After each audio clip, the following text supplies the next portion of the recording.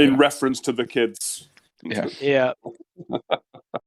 Everyone, welcome to Wargaming. We're on with the old York New York Old York Suffragettes, the winners from the Sherwood team tournament that was just happened on UK over the weekend. So thanks guys for joining us. Thanks Jim, Brett, and Gav, and obviously Evan's on with me as usual. It's the Old York Suffragettes, right? I get it right. So I don't know. Speak to Gav. He made up the name. Yeah, it's all behind the money bags, right?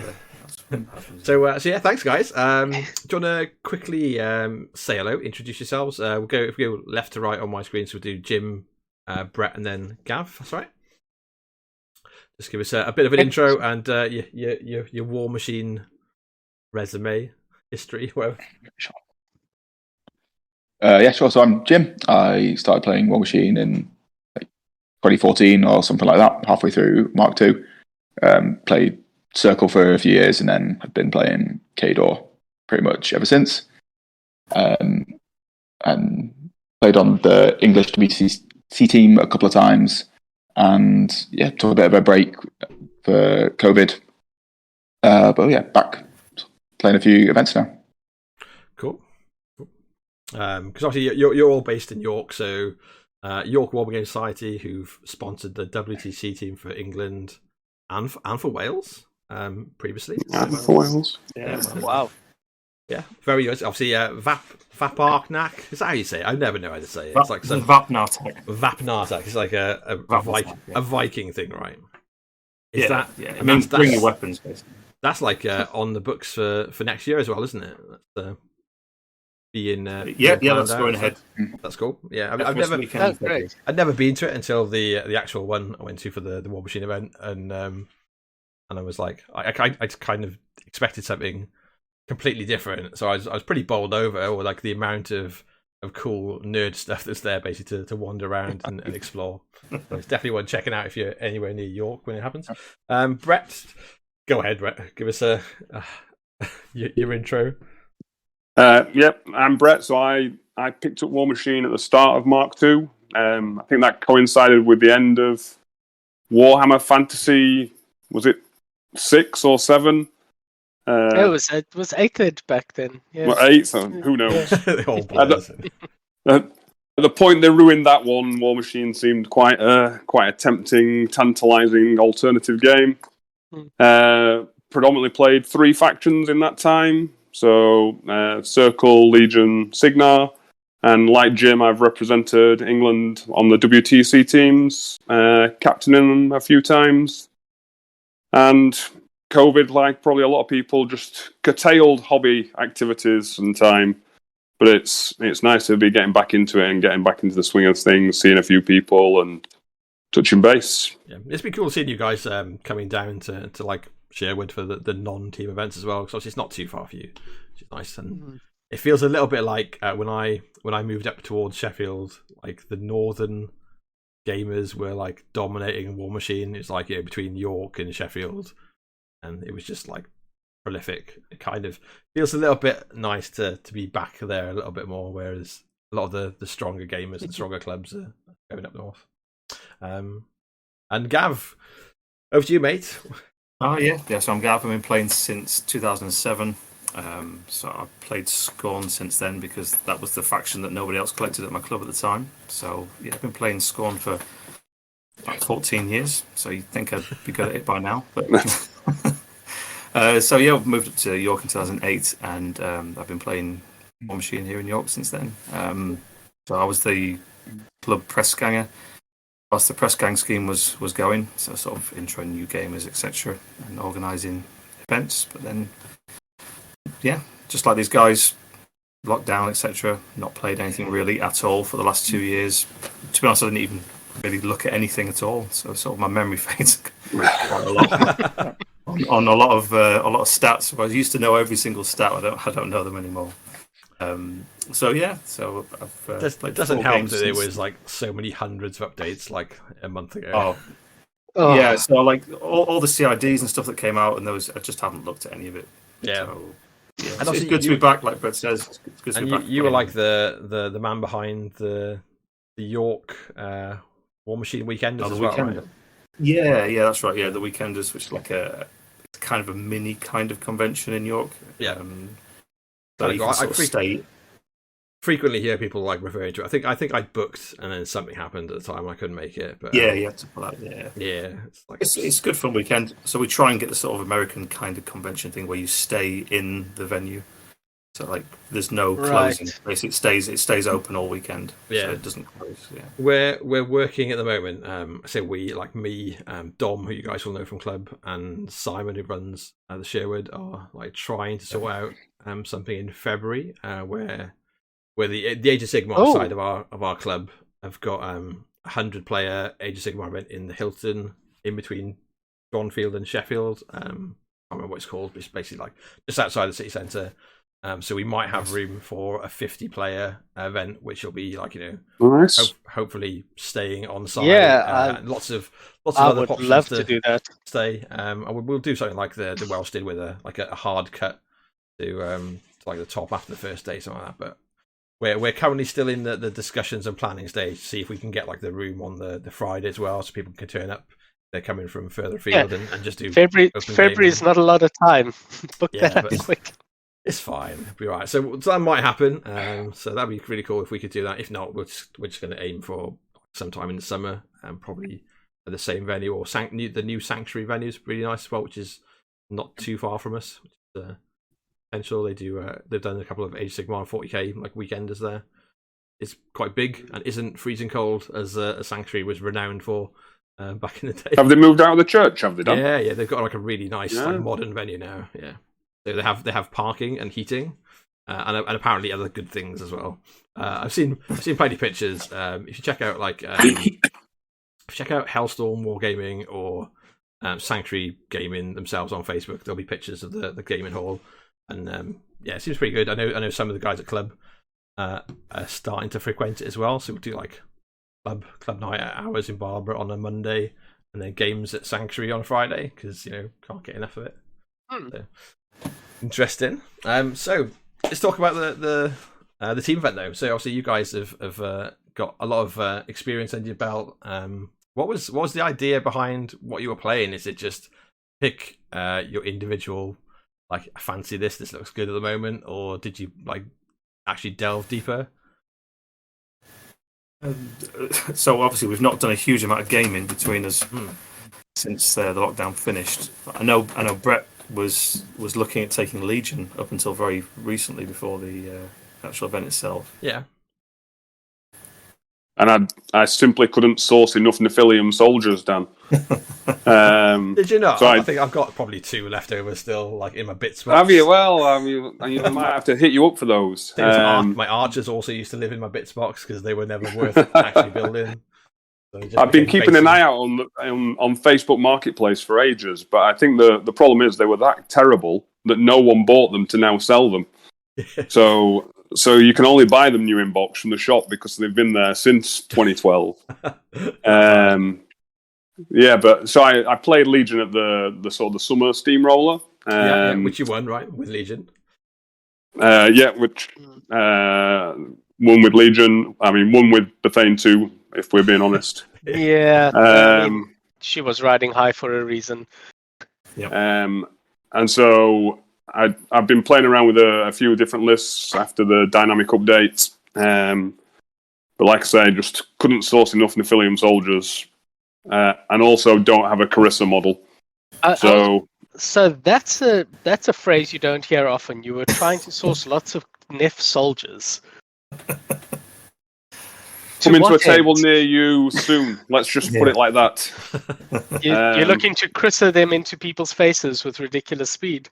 I think they might be the best Legion solo available. I think you just How many points are there right now?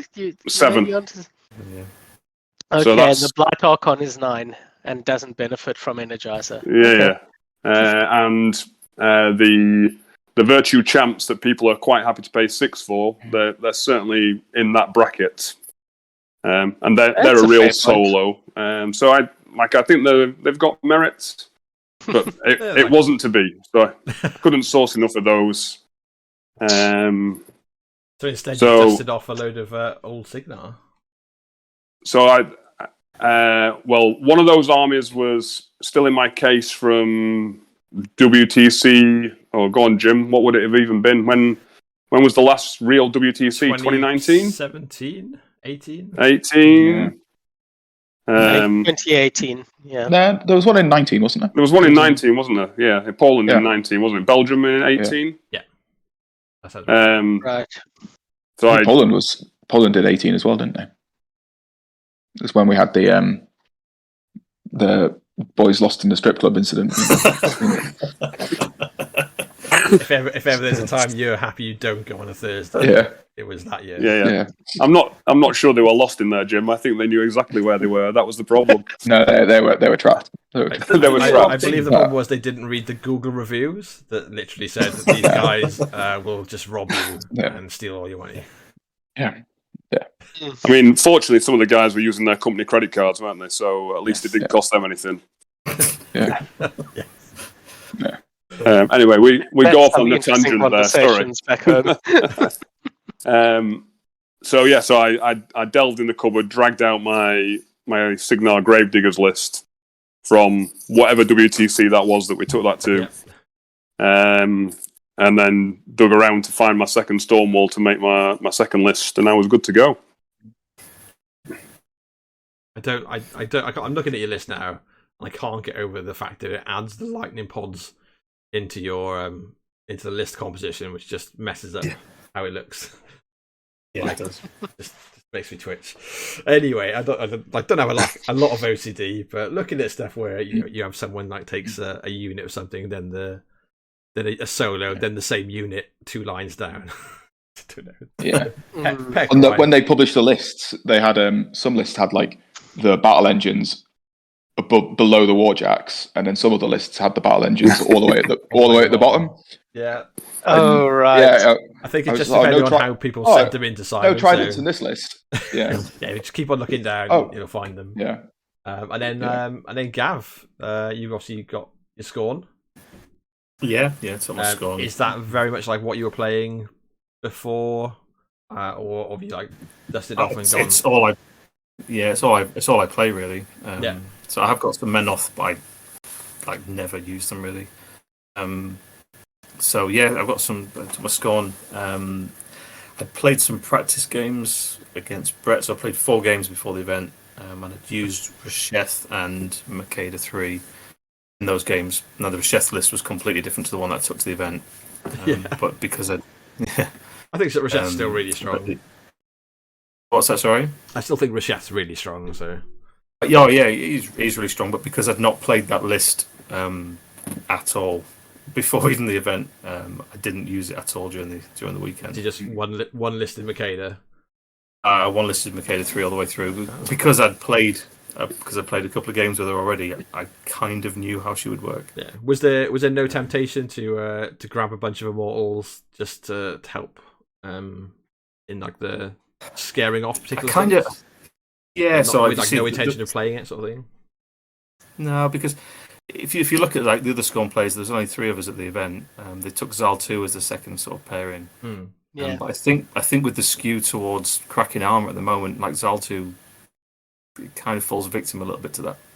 Yeah. I don't personally think that Zal 2 is probably the best immortal caster anymore. So, but yeah, so I think with the expectation and so much practice that people have had into the immortals, it's probably better just to skew either way and not take it. Yeah, no, that's it's true. It's just one of those lists that people have practiced to hell. They know exactly what it does. They know exactly how it plays. And because it's so limited, like it's kind of a copy and paste list-ish, because the actual theme list is so small. You can't. Yeah. There's not much variance. Gav on our team, we talked about the battle group, which is basically like where the only variance really goes in. So you either have like a support package or you have a mammoth.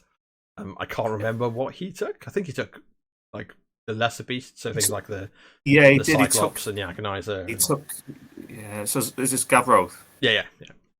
So Gavroth took the mammoth and he took 2 of the little bugs. Oh yeah, the the Aridus. Aridus, yeah. presume they're just there as contesting pieces and scoring pieces. Oh no, so you mean Scarab Swarms, the lessers. Yeah. Yeah, the little not lessers, Aridus. Aridus is like a decent points investment. The Aridus is like the cheapy heavies. Yeah, the lots of speed armor. 3 or 4 bugs. That's they're not contesting anything. No. Well, so what's annoying is that got AD. They're not that. They have got AD, yeah. But the little bugs used to have AD as well. But they've lost that. So the speed 5 side. Too good, obviously. Yeah, clearly. Yeah. I mean, I don't know why. So there used to be a unit, so they would run for free previously and charge for free, but now same as Blight Wasps. Yeah, came from the same. It's just awful. Yeah. Same release, wasn't it? And then Jim, Kozlov and Zakova 1. That is it. Was that Zakova 2? Zakova 2. Yeah, Zakova 2. Yeah. Again. So all of we talked about this before the event. We said that you've gathered all of the rages that exist in the UK in one spot. I didn't. Yeah. What's the thought behind the Kozlov list then? Yeah, I thought about just taking 5, but I thought I'd need the 6th one to carry Gav. So that's what it worked. And it worked. It worked. Yeah. No, Zakova and Zakova 2 and Kozlov, two casters that got changed quite a bit. Zakova from the update, and then I think Kozlov was in the Journeyman CID. I hadn't had a chance to play either of them since they changed. That's why I took those. And the Kozlov, his list, I took because those particular models got some pretty hefty points reductions from the update. Yeah. And then it was just sort of a bit of a exercise in min-maxing really to see if you could, if you put all how many extra boxes you can fit in, sort of thing. Yeah, boxes and cavalry who are almost like similar stats to the warjacks in terms of armor to get a bit of extra boxes and damage. Yeah. So that was that. I know. Like Rob's been playing Zakova 2 quite a bit. McCormick, but a lot more like traditional, like with like double ponies and then all Eternians possible, and not with the swordsman. He's had like a ranged battle group. That was before the change. So obviously she gets like the Thamrite Archon just gives her a free focus every turn, right? That's the buff. Advocate. Yeah. Yeah. Like worse for everyone else. Really good for Zakovas. Yeah. Well, when she feats, she gets the extra focus and the reroll. Yeah. Because it can use 2 abilities, and then you can get a reroll from the Greylord Overseer as well. So you can, when you go for your assassination, you can have like 4 rerolls or something when it's time. So in case you haven't already crit freeze them. Well, mostly for that fishing for the crit freeze. Really, that's what those rerolls are for. But so I think she got. Oh, sorry. So I think she got touched really well from the update. Yeah. And mostly all the little sort of Greylord boys got cheaper as well, which means I think she can now actually. Before she was just a assassination lady, whereas her assassination got better. But I think you can now take an actual list with her, and not just not just play for assassination. The whole like apparition change as well gives you a little bit more flexibility as well. Then that's better for her as well. Yeah. That's cool. It means you've got more than one gear, which is great. Yeah. Very much. Definitely. So how do you 3 think about your primary factions then? You quite happy with how they come out of the big update? I think Kador seems to be like one of the big winners, I think, just like across the board. Would you agree with that? Yeah, I think so. So obviously I've only played these the games at the event, but just on paper, they look like done really well. Almost no nerfs, I think, and maybe Old Witch 2 got nerfed a bit, but the rest of them are just massive improvements. You got an extra jack point as well, right? As a compensation. Yeah, sure. Yeah. So another reason why I don't need to build her for Grimkin. She'll just stay in the box that she's been in since I bought the faction. Yeah. And then obviously Brett, you've got a plethora of factions that have done really well. But like we did see. I'm going to touch on it quickly as well. There was one circle player at that I think was a surprise. I had the only circle player was my captain who played Order 2, Una 2, I think. No, Bradigus. Bradigus. Yes, because we thought we were going to try to actually be fully painted, and I just brutally let the team down and didn't finish painting my list. And I was like, I thought you were playing the double birds. He's like, no, I thought we were playing painted. I was like, oh shit, somewhere it didn't work. But yeah, that was a surprise not seeing Circle. Like, I know obviously there's been big changes, but some of the new Circle stuff seems super good still. Like, it's like it will take a little bit away from Kruger, but then give you a shovel back of good stuff.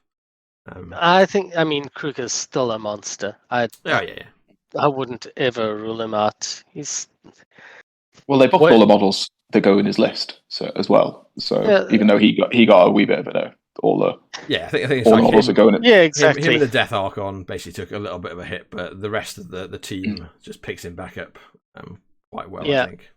Yeah. But yeah, Gav and Brett, you quite happy with how the big update has affected your stuff? Yeah, I think the Legion changes, I think for the most part across the board were pretty nice. Mainly point reductions, and I think the three of us have spoke about this at some length, that actually tweaking points is probably a much easier way to balance the game than necessarily trying to change or introduce new rules. Yeah, because you can't ever foresee the interactions or the unforeseen consequences of changing a rule on a model, whereas making something more attractive just by making it cheaper is definitely the better way of managing an en masse. Yes, a huge update on that. Yeah. It's never going to solve everything, but it's definitely better for most things. Yeah, anything that's close to the line, that's a lot easier. Yeah, before we went live, we were talking about how we had Faye on to talk about the updates, and like she mentioned both on and off air how there was various plans to basically be reviewing the big changes, and also to start looking at the things they couldn't reach in time, or things that would take more development time. So like certain casters that just needed a bit of a rework rather than just an adjustment, or there were potentially too much of a wild card if they just adjusted points. So I feel like I came out of that conversation we had with Faye feeling really good about like the future of the game. Nice, where I think what we've seen is like a seasoned hand, just being careful about what the changes are, and then we'll see how that progresses over the next 6 months, 12 months. Just and a hand that recognized some of the big problems in the game. Yes. Because that's something I wasn't convinced we were seeing before. Yeah. I think before a lot of it was just infantry aren't on the table, and they aren't on the table because crap like the Death Archon just preys on them too much. Yeah, I think before maybe it was a little bit of a stick your head in the sand and ignore the problem, whereas Faye started to address it, which is kind of cool. It's nice. Yeah. Gav, I think if we look at the lists across the weekend, I actually think there was a really nice balance of lists across the weekend. Yeah. There wasn't a hugely dominant faction. There certainly wasn't a hugely dominant caster or casters. Yeah, it's a huge breadth of what people playing just in the same factions as well. Convergence, Convergence, I think, was the only faction that wasn't represented. So just obviously they need to give some angels the power back. But yeah, I think for the most part they did a really nice job. I think one of the other reasons I ended up taking Signar, and in particular the Trencher theme list, was, from my perspective, I think they received some quite unexpected point reductions there. So I think the 3 points off long gunners, the 2 points off the trenches themselves, for units that I think were highly playable at their original point cost. To be perfectly honest, I remember being terrorized by Golly with long gunners in Haley 3. And I was like, why are they getting cheaper? Remind us. Oh, it's literally just to remind us of how Thorn's point reduction is what got me. 2 points on Thorn, because that guy wasn't ever taken. He was never seen on the table. He wasn't already the best light jack in the game. A bit of extra help.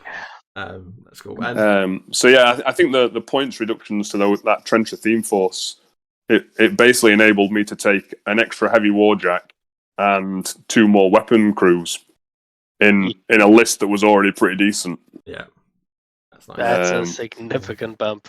And then so yeah, it was pretty attractive. Yeah, I mean, Gav, obviously you've come back. You've had 4 games with Brett before the event. So did you see much difference, or are you looking at score? I see you posted on the Scorn page a lot.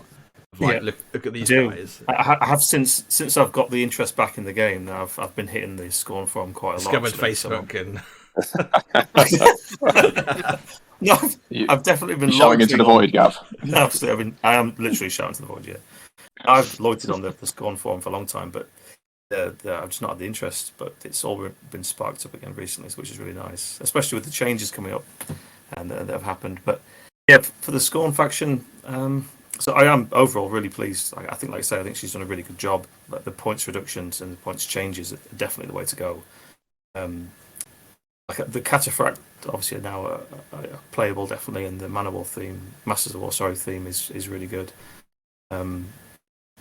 Like the minion stuff's been changed and buffed as well, so that helps Scorn a lot. Yes, yeah. So that's really nice. But I think the most impactful thing for me is the loss of the Kriya as a requisition choice. Yeah, because that hits. Because the faction is kind of balanced around models like that. So a lot of Scorn stuff takes, obviously it's slower, but it relies on that kind of support to get there.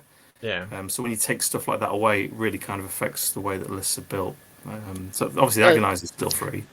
But like, I mean, that means something like the Kriya. It's still there. You just got to pay for it. It means you might not take it instead of a lot of points. So I think with Scorn, like a real trap you can fall into is putting too much support in a list. Support bloat. Okay. You really get massive support bloat in a Scorn list, and the problem is a lot of that support just does no work whatsoever.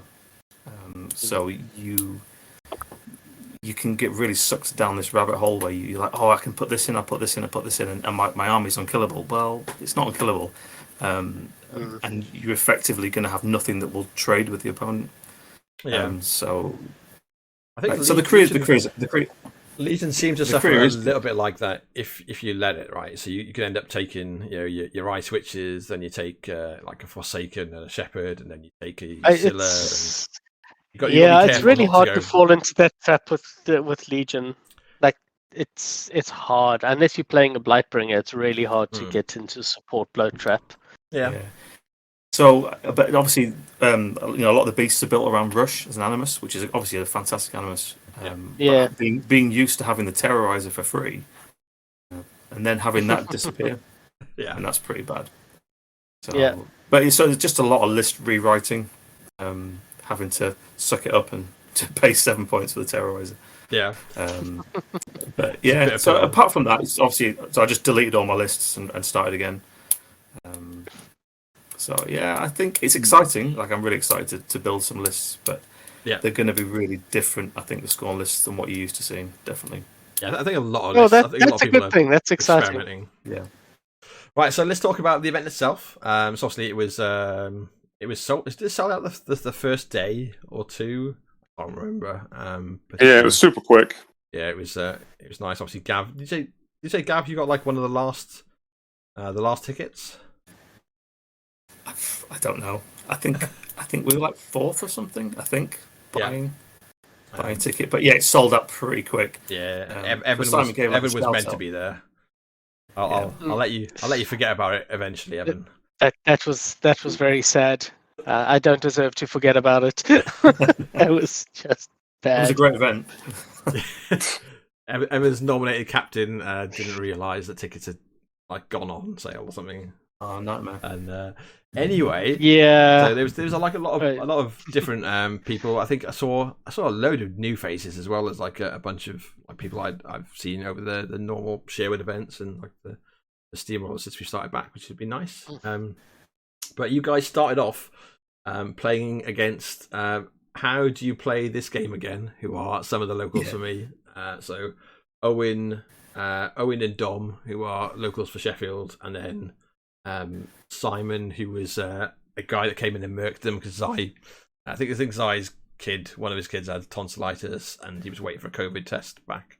So basically, just had to pull out. So that they basically went into the event. They were hoping they'd get to play, but like a couple of days before, they were like, "Are we just gonna like be the buy and just get to like be two players recently back and not sure?" And Owen, I think Owen had maybe like 2 games with Infernals before the event, just swap faction. So how did it go? Your first I'm sure round? Owen told me that he'd had 8 games. 8 games. I thought it was 8 games by the end of the weekend. He'd had. I don't know whether he was trying to freak me out with the amount of games he'd played. He's like, "Oh yeah, I'm playing on a daily basis." Maybe he's been playing Ret since he got back, and then I think he's had a bit of like faction indecision where he's bought. I know he's bought at least Infernals and Menoth since coming back and having Ret already. So he's yeah, a bunch of the guys who've come back are like that. I think Dom's got minions or trolls, however you look at it, and is looking at another faction. Ez, who's come back there, if you guys remember Ez, Elliot. Yeah. He was on Circle. I think Bradigus was his first game back. I played him, and then he's now got trolls because he's much more preferring that how they're sitting. But yeah, there's and Zai, bless him, has always been like a faction collector. So he's got like trolls, Cricks, Menoth. He's looking at Crucible Guard. He was just saying earlier. So it's nice to see those guys back. But how did it go? And even in Kang Hop on Twitch, yeah, how did it go? Did you just look at their lists and throw yourself in hard? What was the plan? There wasn't one. It was the plan. There was no major plan. So for myself, I just basically knew that I was mostly going to be taking Makeda 3 unless she had no chance. Yeah. So I just looked at stuff and went, "Can Makeda 3 play that?" And that's what formed my decisions. I think Dom was playing Gunny 2 and Rask, I think. Owen was playing Omodamus and Fiora 2. And then I think Simon was playing like Kozlov 1 and 2 or something like that. Like some... Tom had Strakov 1 and 2. Gunny 2. Yeah. He had Gunny 2 and Ragnar. Oh, Ragnar, yes. Yeah. I love Ragnar. Like, he's brilliant. Yeah, I trolled Dom a lot about how he's a troll player, not a minions player at that point. So I've put him down as trolls, but I looked, he actually is a minion player, apparently. yeah, apparently. There were very few minion models in that list. Yeah, only the good ones. So you played against Dom, Gav. How did the game pan out? Pretty good. So I've never. Sorry, he chose Gunny 2. Yeah. And I took Makeda 3 because that's what I plan to do. Yeah. So Makeda 3's she's good into guns. So in my list I've got 4 brutes. So with the two escort models, I've got 6 shield guards, which I thought was fine. Having never played Gunny 2 before, it's brutal. Pretty interesting. I'm not gonna lie. So it's obviously the models. I can go base to base and get extra def and go, "Oh, you can't hit me." Yeah. And he goes, "Well, that's great because my blast damage is all just the same power anyway." So yeah, it was a good game. And in that game, Gav, how many of the 6 shield guards did you put within 3 inches of your? Within 3 inches. Okay, so this is an interesting story. No further questions. I forgot to reposition Makeda, so she cast Faint Walker on herself and moved up, and then she's supposed to reposition within 3 inches of my shield guards and in cover. She didn't do that. And then I passed the turn, and then realised it's pretty harsh. Yeah, so I sat, I think, 2 camp as well. So she did get next to a model in the battle group, so she did get the extra def. And then I was like, "Oh, this is going to be bad, isn't it?" He's like, "Yeah, it's going to be pretty bad." So then obviously started to shoot Makeda a lot. But his first shot from Gunny missed. He's got an armor piercing gun. Yeah. And later on he said, "Probably when that missed, I should have changed my plan." But he then just basically tried to weigh into Makeda. He really struggled to hit her.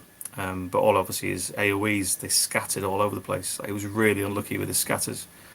So if he'd have got a bit more lucky, he probably could have killed her. Yeah. So his scatters went to his favour, and then Makeda ran behind a building. That's what she did. Yeah, just spent the rest of the game there. She spent the rest of the game behind a building. Yeah, she was cowering behind because I had no idea what that list was going to do, and so many different weird little minion models. Having never read any of this stuff, it was quite interesting to play against. Yeah, and he's got the war wagon as well with his gunny build, right? So he's not got a traditional one either. So with it's got it's got the knockdown gun, which is the big thing. Des and Gubbin, I hate that pace so much. There's a little, but there's also a little minion solo that like buffs it up. Flubbin. Yeah, Flubbin. That's good. That guy was fine. Yeah. So I had 2 brutes just stood in a zone next to that, saying, "Great, I can't do anything, but I'm just not going to lose this zone." But eventually, he ran out of time. So my siege on a Mantrax on my left flank, it'd taken over the zone, killed the champions in there. That he'd put in there, so I was winning my left-hand flank, and there's a stalemate on the right, and Makeda had models contesting the centre and hiding. So because of all the AoEs, he's got so many AoEs, and it took him so long to on the feet turn to try and kill Makeda. Yeah, he was playing against the clock from the game for the rest of the game, so he unfortunately clocked. I think Makeda was sat on 3 boxes by the end of the game, so it was pretty tight.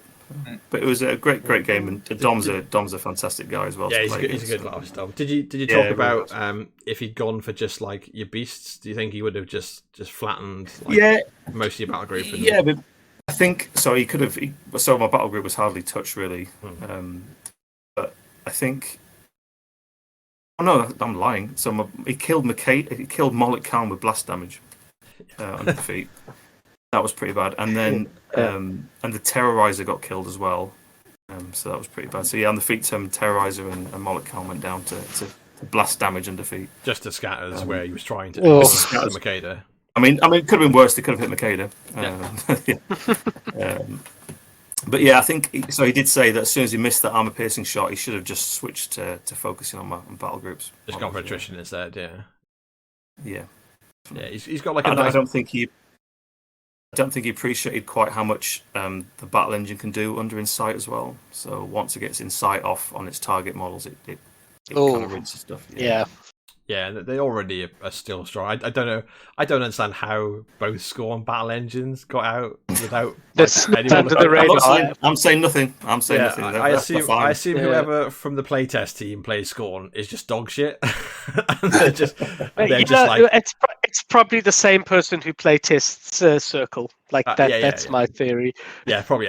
Same player, just taking it for the team, and all around the world, all the Circle player and Scorn players benefit from their crap games, whether they aim to or not. That's Jimmy. That's someone's brain-damaged idiot cousin that's got a charity job playtesting those factions. I don't know what's going on, but I know. So you got 2 CPs, 73 army points. So you took a lot off the table as well. You didn't just clock them. Yeah. I didn't just clock him, but obviously, so his right flank was collapsing, and had taken out quite a bit of the stuff. But his left flank was fully intact with the battle engine in there. Yeah, fair. Cool. Let's jump on to Jim's game. So, Jim, you were in the Kador mirror match then, versus Simon. Yeah, against Si. What was the casters? What were the casters? So that was the casters. What the casters was? It's been a long Kozlov. A lot, yeah. It was the Kozlov and his Rage of Pals against Strakov 2 and his Man's of War. Yeah. It was a good game. Si was a cracking bloke. I think it was a bit of an unfortunate one for him because the models in his list just couldn't kill 6 Rages, I don't think. That's sort of Man of War. Some of the people don't realise about the list, but it actually doesn't hit that hard. So yeah, unfortunately, he just couldn't dig through the Rages, and then I think I managed to pin him out of one zone quite early, and just got a quick. Was it like just a two turn scenario victory? Just getting your 5. I think it was like a 5 turn or 4 or 5 turn, but actually, probably eventually a bit of time, but you couldn't get into. Yeah. Not a lot died, but I think because of how immobile the Man of War are, it takes a few turns to get them out of the zone. But once you get them out of one zone, they're not getting back in. Yeah. Still one of the downfalls of that list. that theme in general. And yeah, unfortunately, that's what happened to Sai. So while the bits of his army that I couldn't kill were playing with the Rages, the Ulans were having a bit of a party in one of the in one of the zones. That makes sense. I guess that's the problem, right? If someone comes and plays into someone that's had hundreds of games with that faction, you're going to know exactly how to counter everything he's throwing at you. Yeah. So I'm not a fan of Man of War theme in general. I think it's probably one of the worst Khador themes. We've not got like much Khador like locally. I know we got Adam and Alex both have, like kind of come back, and both are like very staunch supporters of Man of War. But like I'm not sure if Alex even actually bought any models yet. No, Adam's only had a couple of games, and but he's enjoyed it. But yeah, isn't looking for something that's gonna rock the world. Just enjoy himself. That's cool. Yeah, well, you will. Yeah. But they are enjoyable. They're proper cool Khador robot men, aren't they? But yeah. Right, Brett. So you played against Owen. How did the matchup look?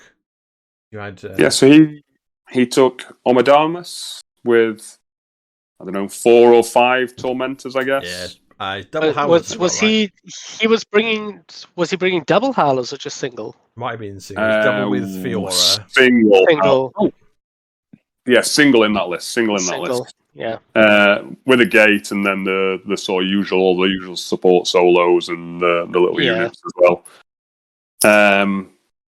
But I managed to kill his gate turn 2, which just. What did you cast in your drop? Sorry, Brett. Oh, sorry, I played Haley 3 trenches. So I killed his gate turn 2 with a combination of the trencher cannon crew and Haley future, but that reduces his threat range. So at that point, not only could I outshoot him, but I also out-threated him in melee. And Owen was basically kind enough to just keep creating tormentors on a turn-by-turn basis for me to shoot. 4 tormentors he started off with, and one unit howlers. I mean, I'm surprised he doesn't start off creating desolators just so you can at least start shooting some of your infantry.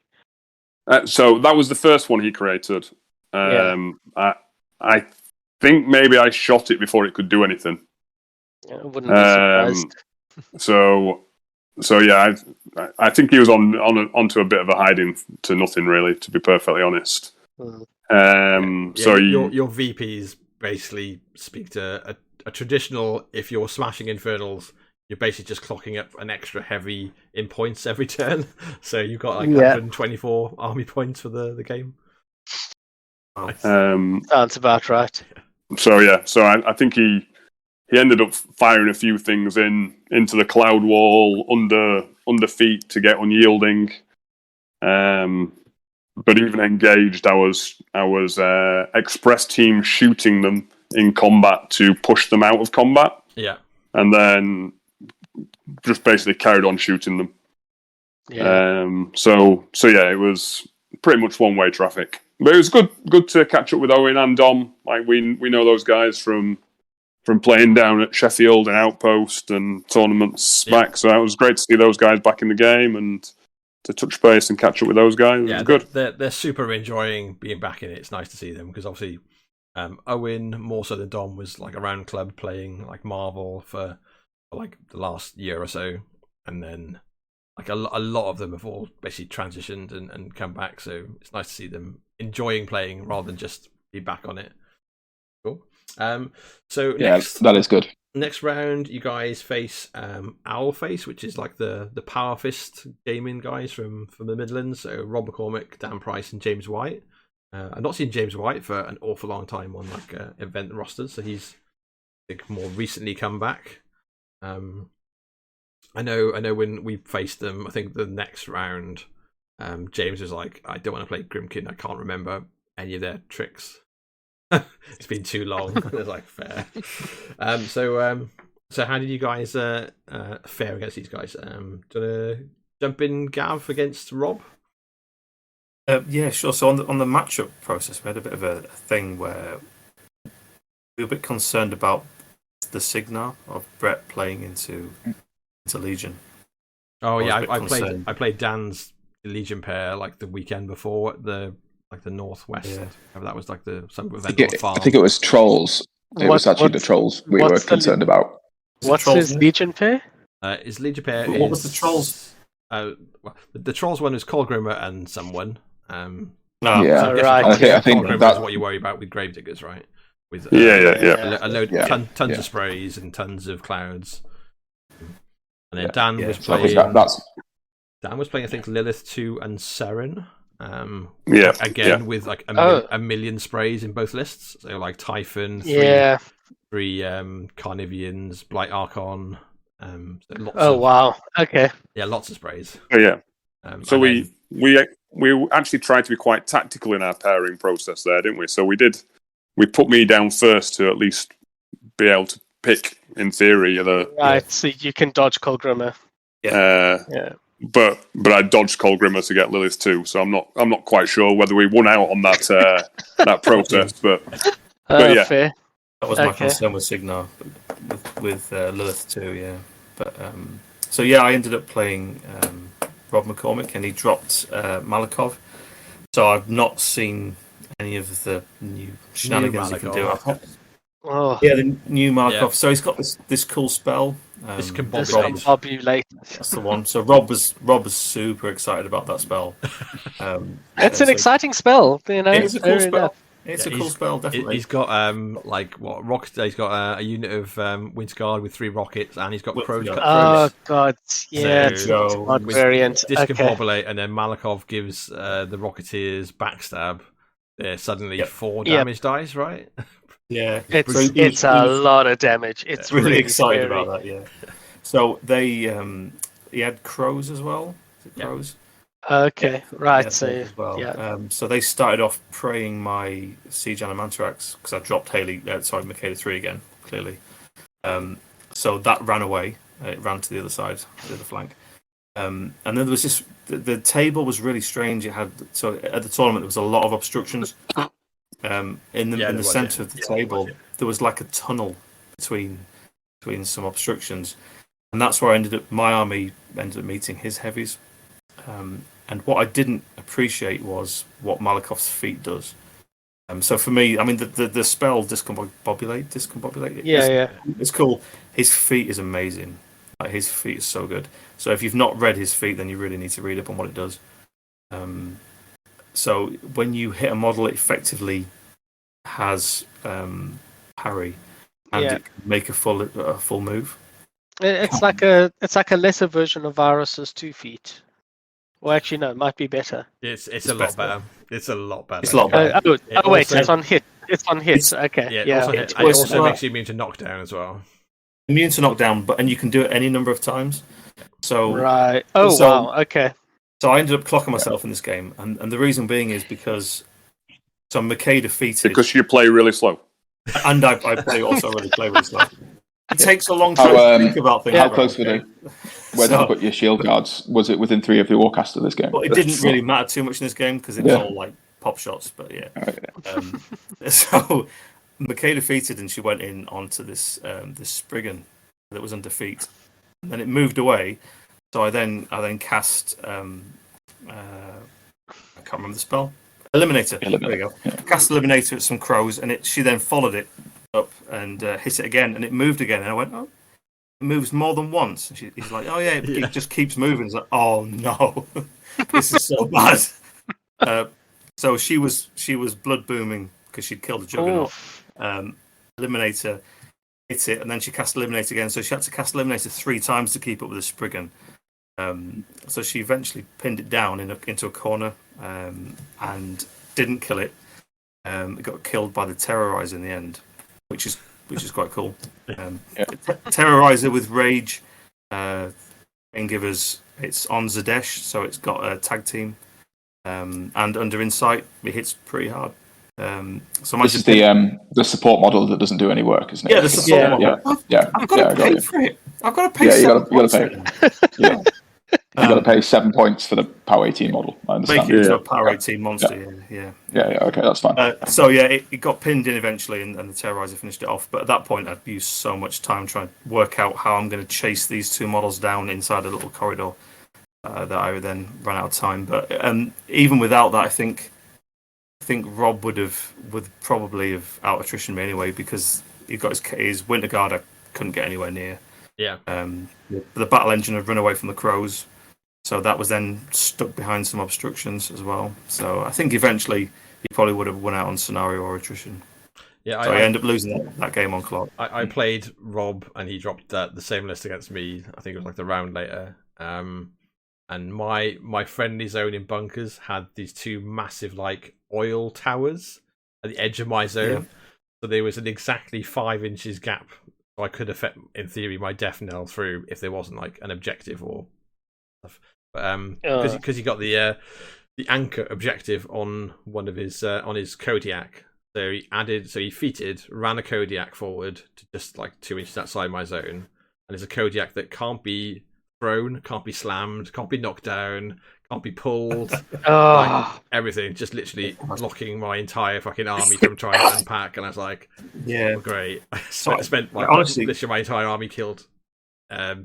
They got him down to 2 boxes, and he'd left one guy within drag range of one of my trees, so I got to kill him, and then that was it. I just couldn't leave my zone. Yeah, they're brutal. So I honestly think the feat is the best thing of him. I mean, really, that discombobulate is cool, but in that whole kind of traditional, I've got some heavies, you've got some heavies, we're going to trade. Like Makeda 3 will do that all day long. It's great because I can trade up. But against stuff that's moving away, no, it's not. It's not. Can't ever finish anything. Yeah. No. Yeah. It's so bad. Indeed. Cool. So Rob got was it the clock? Was it got you in the end? Did you say? Yeah, I clocked out because Makeda's feet turn trying to tie these models down, chase them around the board. I just ate my clock. Cool. And then, so Brett, you missed Call Grimmer, which was the plan, and you got Lilith 2 instead. So how did the Lilith 2 go? Hi, the other dodge. It's like this team knew what they were doing. Got Lilith 2, 3 Ravagors. He'd got the Archon with a Seraph and Naga. He'd got Thagros 0 with Typhon. So he'd come with the big beasties, definitely. So we were playing. So what did you drop into that? Haley 3. Right. Okay. You're looking to defense. Yeah. Well, I think I'd done some maths in my head, and I had a chat to Dan after the game because he was fairly confident that he would have shot Haley 1 with the Stonewalls off the board. Sure. But I think he needed pincushion to do that, and so long as I put Haley within 3 inches of the Stonewalls, then he's never getting pincushion. He'll never get it. Yeah. It's just get arcane vortexed every time. Yeah. But equally, there's still a lot of POW 15s that are Wraithbaned coming into your Stonewalls with or without pincushion. And he's getting 3 Wraithbanes a turn without spending anything on Lilith. Exactly. Yeah. So that's your 3 Ravagors are coming in Wraithbane, aren't they? And then if Typhon gets his sprays off, that's still pretty dicey. So I mean, or Typhon's getting Wraithbane, and that's even worse in range. Yeah. I don't think he would have needed to do that in one turn anyway, because I don't think whatever Haley 1 does the turn afterwards is enough to stop them dying the next turn. Yeah.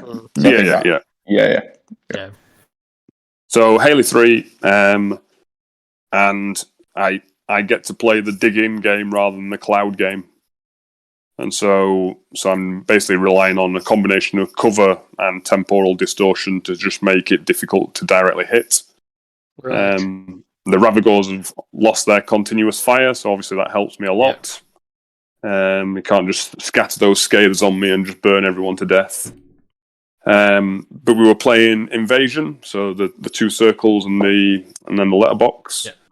Yeah. And again, we had this conversation that I think that's a pretty slow scoring scenario. So again, probably favoured Dan a little bit, I think, in terms of he could toe the very edge of the zones and just shoot at me from a mile away, and no matter how hard I push scenario, I can't clock up scenario points fast enough. So I had a go at killing Typhon, maybe turn 2 or 3, but my battery fired express team missed, needing his boosted 7s twice, so I missed the grievous wounds on him, and left him on maybe 4 or 5 health after the remainder of my shooting into him. But obviously the excessive healing basically, saved him there. So I was like, well, that's not great. So when that happened, I basically adopted a strategy of feeding him heavies to kill. So the ironclad and then the newly acquired ironclad, due to the point reduction, the freebie basically, right? Basically the free ironclad just sort of ran into awkward positions, benefiting from a bit of cover but threatening. So drew fire their way. But we got to the point where so I was ahead on scenario, but not far enough ahead to really be pressuring scenario. Yeah. But Dan was just running out of time, and because I was playing the dig-in trencher game rather than the cloud trencher game, my clock had still got plenty of time on it. Yeah. Because I wasn't having to mess around with cloud templates or reposition or anything else. So Dan ended up clocking in the end. Right. But I think he was certainly ahead on attrition. But we were probably just about getting into the stage of the game where the long gunners start to print money. Yeah. In terms of the work that they're able to do, but I can't remember why I had left on my clock. But I maybe had 20, 25 minutes left on my clock, so there was quite a big swing in the clock differential. Yeah. But yeah, good game again. I had a good chat with Dan after the game.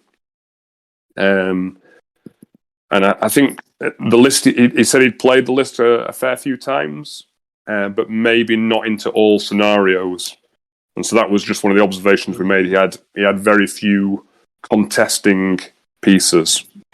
He'd got a lot of business, and then he'd got maybe 1 or 2 Forsaken, but again, backfield support pieces. Yeah, 2 Forsaken. So,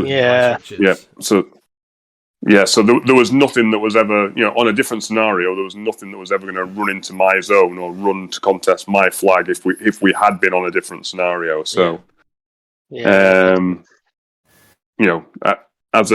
as a preeminent gun line, Lilith 2 still got that in her arsenal, definitely. And Gab's already mentioned terrain, and I'll mention it. I think the boards we saw at the weekend were classic Simon board setups. He's adverse to putting LOS blocking terrain anywhere near the middle of the board, and so you definitely create this killing field that favours high-powered, effective, efficient gun lines. You think it's certainly player, right? But,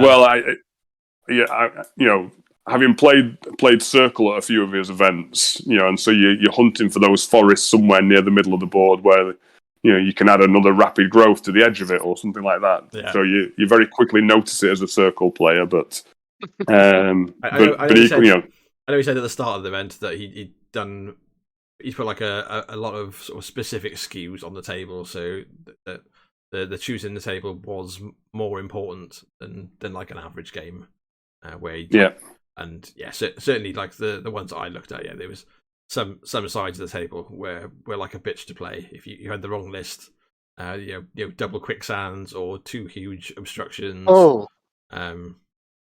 That's miserable. Yeah, it was but it meant that it was a meaningful choice, right? Whether you wanted to go first, or if you wanted to try and pick another table, or avoid something. Yeah. Which kind of definitely. So that was another. So that's 1-1, and then Jim goes up against. Was it Colgrimmer?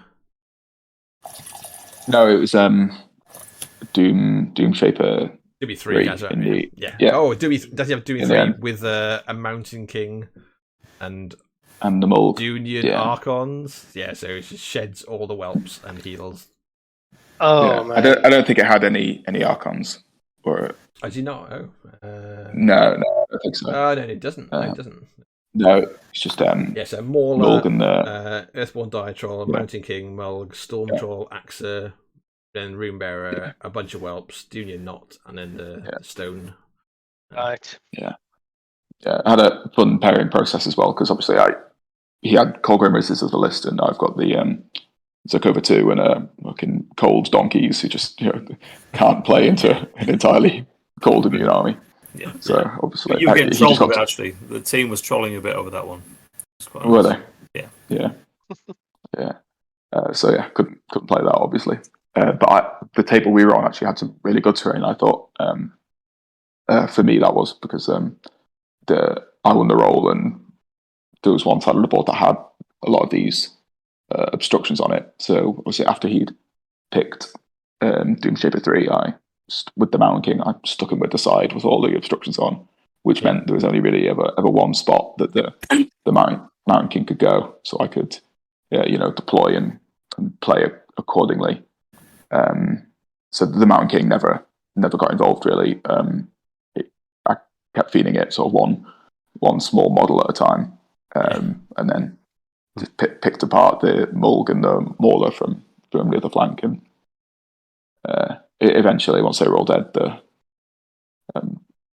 Ragers could gag up on the Mountain King and sorted him out. But it was a great game. For the first 2 turns, it was really close. Like Mulg with his with Admonition on him was a proper pain in the arse, and James played it really well to sort of stay in the game as long as he did. How did it end up with you then? Did James just like run out of steam and kind of just sort of mopped up what was left on the table? Yeah, I think the key bit was I don't think he expected the damage that Kozov Zulons would do on the feet turn, and so they managed to kill Mulg under Doomy's feet, which I just think he totally wasn't expecting, and then from there it sort of collapsed a bit. But he did really well to sort of stay in. After that happened, I thought, this is over. But he did really well to sort of stay in it as long as he did. Yeah. So pretty. I think a scenario win in the end after that. Knocked it out. Cool. So that's the 2-1 win there, and then go into feeling pretty good against yourself about yourselves, I guess. Who were the? I should have said at the start. Were there any teams that you were like particularly worried about? Was there anyone you didn't want to particularly see? Pretty much all of them. It all looks like crazy lists to you guys, was it? Or? Yeah, pretty much all of them. Yeah. The Fishcord boys had some. Fishcord, they were great. Good. Your team, Dan, I thought had some good lists. Shame we didn't pull anything off. Moke's double wolf broth. That was a shame. Yeah, it was. We played a couple of rounds of it like the week or 2 before, and it's like such a ball like to hit through. Obviously he's got the rock wall, but then he's got double shifting stones, so he just sticks roots of the earth on them and basically makes 2 extra rock walls to just deny landing spots. So nightmare. You've got to I really liked the Gremlin Swarm in that list as well. I thought that was really cool. Yeah, just to block a landing. That's block an a landing spot piece to bring. Yeah, behind the wall. Yeah. Cool. All right, I think that was we'd said we liked was it Dragon's Breath? The Crucible Guard. We thought they'd done a really nice job of putting together 3 different pairings in Crucible Guard. Yeah. But I think on the drive down, we more spoke about sort of individual lists in teams rather than necessarily teams per se. Yeah. So was it Mike Howarth's Kael'Thas list we had a bit of a chat about on the way down? Anthony Norris, sorry if I'm forgetting people, had got a pretty interesting Cara Sloan list in Gravediggers that we had a bit of a chat about. Oh yeah. With the express teams with all the hunters. Yep. And there was Phil Rothwell with Striker 3 that had the Flames list with the the undead unit that just runs a million miles. Striker 2, Striker 2. Yeah. Striker 2 and Legion of Lost Souls. Yeah. And he feeds it all forward, yeah. So yeah, we played that, didn't you, Gav? I played Phil in the next round we're about to talk about, but luckily he didn't drop it against me, so that was good. So Phil's from the Hipster Dojo. I'm trying to think where these guys are from. From Wirral. The Merseyside Mammoths, aren't we? Scousers. Is it? So it was Signar, and we've got Gary and Matt. Here we are. So let's talk about the. Okay, so you said, Phil, you were a little bit worried about the Striker 2, with all the Legion of Lost Souls, but you dropped to the other list. Yeah. So the pairing process, I managed to get Phil against myself, because I think that Makeda might be able to tank out that kind of list, with them struggling to maybe hit the death. Who did you get, Brett? Who did you play? I played Matt Harrison as Grimkin. That's right. Yeah. And Jim played against the Trolls. Yeah. I played against Phil Rothwell. Oh yeah, we played these guys as well. Actually, yeah, they're longies, like locals. I was talking to them. They're really nice guys. Yeah, absolutely. Yeah. So played against Phil Rothwell, super nice chap. Really diligent in his measurements and his rules. So he was really good about pausing the clock if anything was untoward he wasn't happy with. So really super nice opponent to play against. So really clean. So his Striker 1 list is Striker with, so obviously it's just armor, right? So it's a Blockader, a Centurion. Centurion's got nice, like they were already pretty good, I think. And then Alexa, Throne, Morrowind Archon, Double Samurai Archon, Hermit, Ragman, and then just one unit Precursor Knights with 2 Battle Priests. Yeah, one unit. Precursors with the UA and some Battle Priests as well. Yeah. So he dropped that into me, and I took Makeda 3 again, predictably. And this is the kind of list that I wanted to see. So I'm really pleased he dropped that. So I think he probably would have been better dropping the other list against me. So he sort of advanced up. There was a beautiful wall for Makeda to go and stand behind, like in the zone. So she stood behind there. Obviously deaf, stupid, and he ran his Morrowind, not the Morrowind, the Precursor Knights. Yeah. He rang them forward. He put them in shield wall and feated on them, and then he put Arcane Shield on the Blockader and feated on that as well, and just ran it at me. But I deployed so that everything was, all my beasts were in front of that, including my battle engine, and I sent every single beast into it. And I left it on probably about 12 hitboxes. So I probably had some slightly low rolls. So a lot, like Moloch Khan was hitting at power strength 21, Weapon Master doing 2 damage. I was like, okay, fine. So I left it on about 7. I'm surprised you Terrorizer didn't kill it, Gav. Terrorizer did a lot. He did a lot. Yeah, that free model. Spoilers. The next round, the Terrorizer kills it. But anyway. So he'd moved up the precursors in front of me in shield wall, but didn't realise this is where the whole changes to all the things. People don't know what stuff does. Yeah. So he didn't realise what Makeda 3 does on her feet. So she feated. I'd put one of her escorts in front of the wall for him to just kill, which he had, thankfully. Triggers the Pathfinder battle driven. So she can charge over the wall. She actually get over the wall. Yeah, well, otherwise that's very embarrassing. Otherwise, otherwise it's pretty important. Yeah. So she kills all the models in the unit apart from about 4, I think, and then Fate Walkers back over the wall again, with insight up, and still on a massive camp as well. And then the rest of the list then go into the Blockader and leave on about 12 boxes. So he activates in his turn. He moves the Centurion forwards, kills the Wrestler with the Centurion, which is base to base with Moloch Khan, and then the Blockader kills Moloch Khan. But to do this, he'd use the Hermit for the -2 armor, which is pretty bad on Blockader. So then, in my turn, the Terrorizer just kills it by itself. Just one shots the Blockader. Yeah, it just cleans up on the Blockader. And then at that point, so I've got no heavies, but I've still got my battle engine and all my brutes, so I can slowly whittle through the. And the Terrorizer as well. And the Terrorizer. He's just killing out. He's earned his points now. He just runs backwards. Yeah.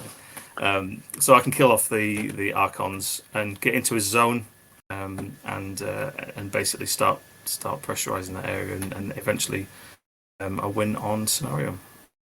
Nice. Yeah, well, it was pretty close to nice. No, it was scenario win in the end. And then what have we got next? So that's the one win to you guys, and then Brett, you're up against Matt. Is that the Grimkin? It is, yeah. Played Matt Harris. So he dropped Dreamer. And then, Dan, maybe you can help me out, but it looked exactly like a classic Dreamer list, apart from the fact he's now added Archons.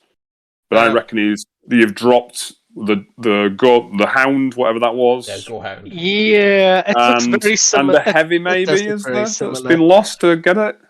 He's got two Skinnermones, two Clockatrices, and only one Cage Rager. So there used to be two, right, into the old list. The stuff that Pat was running was 2, and then they sacrificed the Cage Rager and not really much else to take. I think you don't take a Hermit and to fit in the double Archons. So it's like 6 of 1 has half the list looked very familiar. Yeah, in terms of pre-COVID games. Yeah, he was playing that without the Witchwoods. Is that right? Yes. Yeah, no Witchwoods. No Witchwoods, which I think is a grand mistake, frankly. Yeah. And so I really like the Archons in Grim King. I think they bring a whole lot of utility. They've got some nice options. I just don't necessarily think their options are nice into Haley 3 and Trenches. Yeah. That's fair. He was dropping his nice little AoE of difficult ground and -2 to hit. But obviously I wasn't attacking him from within those AoEs, so it wasn't making a great deal of difference. Yeah, he actually needs to kind of walk forward, not throw any attacks, and just throw them kind of back behind the cloud wall to kind of force you forward or take the penalty. Yeah. So we were playing on. Is it standoff? Oh, that's what it used to be called, isn't it? Bunkers. Yeah. Oh, what was his Arcana? Can you remember? He took Shroud, Sacrifice, and then the Dreamer's Trump. The Dreamer's. That makes sense. I don't think he ever actually got to play Sacrifice.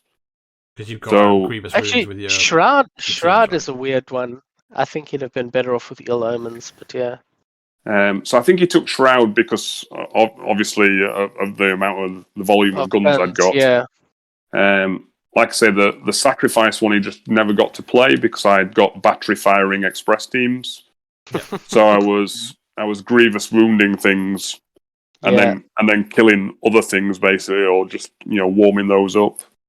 I think on both occasions I grievous wound the clock, and then the long gunners took out the rest of the spirits, so they weren't getting any boosted attacks. So the sprays and the Isle of Sight that they have, he just wasted. He just wasn't able to sort of pressurize or engineer any meaningful or worthwhile attacks with those. And we basically had a scenario dance off for a few turns where Gremlin Swarms would score the flags. I'd kill the Gremlin Swarms with Haleys, and my little dogs would score the flags. He'd kill the dogs. The other Gremlin Swarms would score the flags. And, I'd kill the Gremlin Swarms, and then so we had this like to-ing and fro-ing of that going on while I was slowly picking off heavies. And it just got to the stage where he just started running out of models ultimately, and enabled me to sort of start ticking ahead on scenario. So I can't remember what the score was but I got into double figures, I think, on CPs in that game. Yeah, you were 15 CPs to his 9 at the end, and 126 army points. Oh. Okay, that's not taking any prisoners.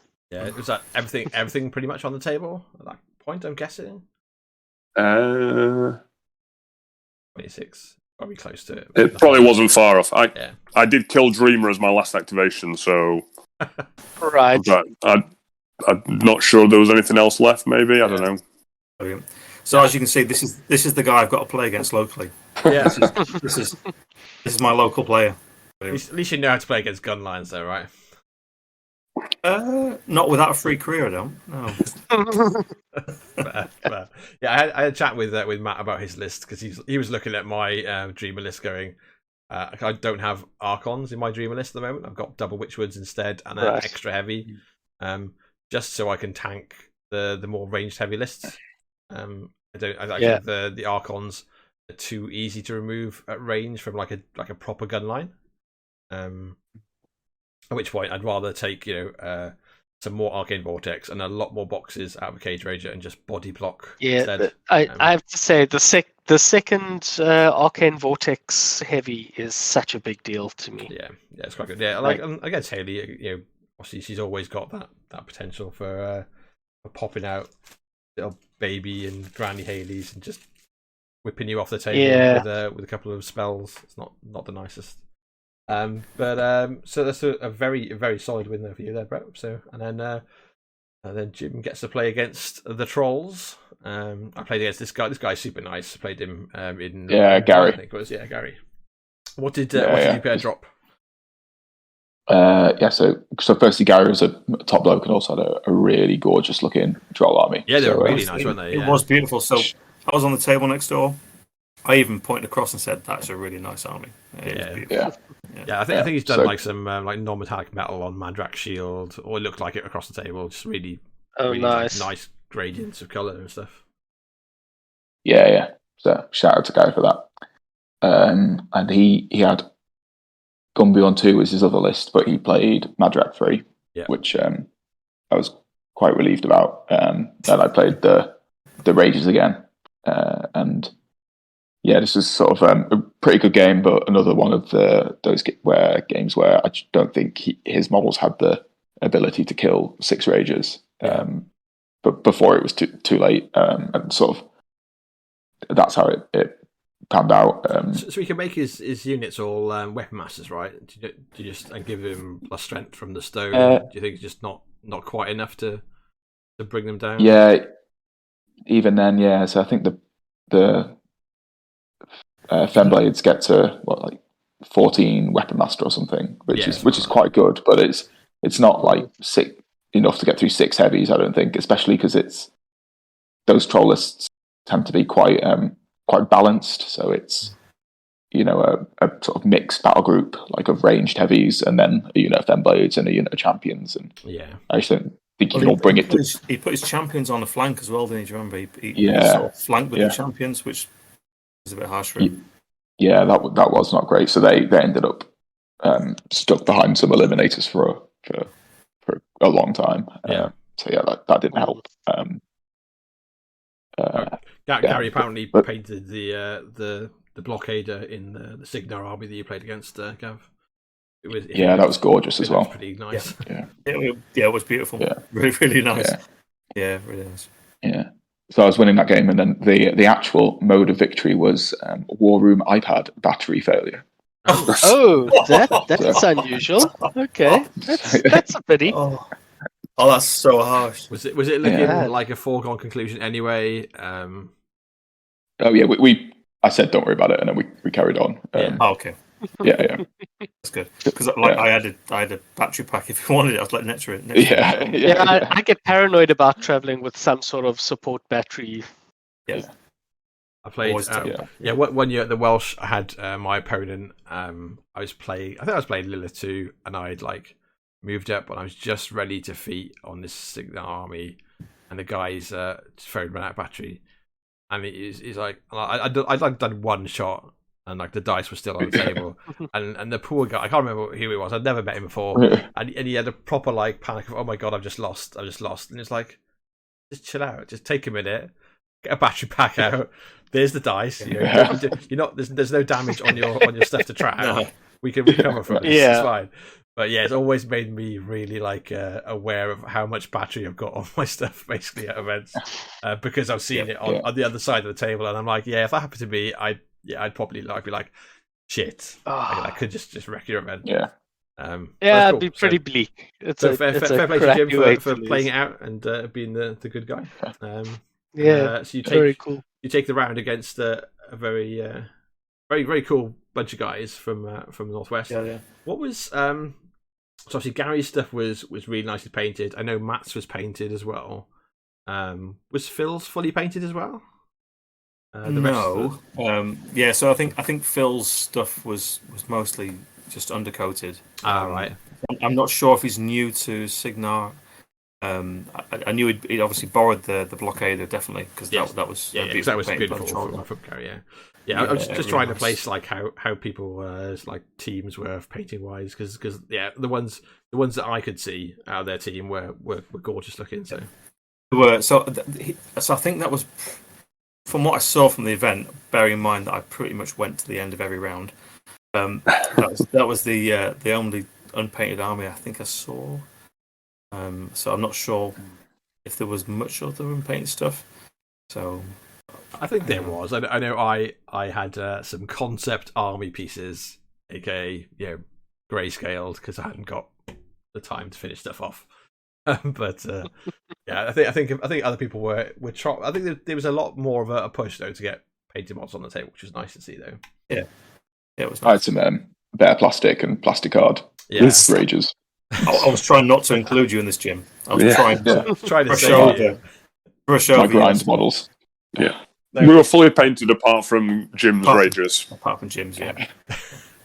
How long have you had the rages for, Jim? Is there any excuse? Or... They're not rages. They're not rages. Well, they're custom conversions. Converted versions. I am not going to be the one to call you up on that. Like we've got one of our guys is printing stuff for us, so I can't. I think. No, they're not printed. No, they conform to the private press conversion rules. Yeah.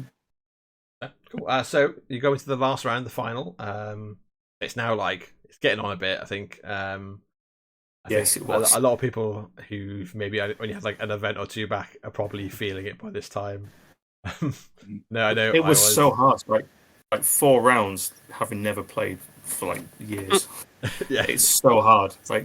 My wife doesn't get it. When you come home and you're like, oh, I'm so tired. You're exhausted. She's like, she's been pushing soldiers on the table. Yeah, yeah. The emotional and psychological toll it takes of trying to calculate stuff constantly.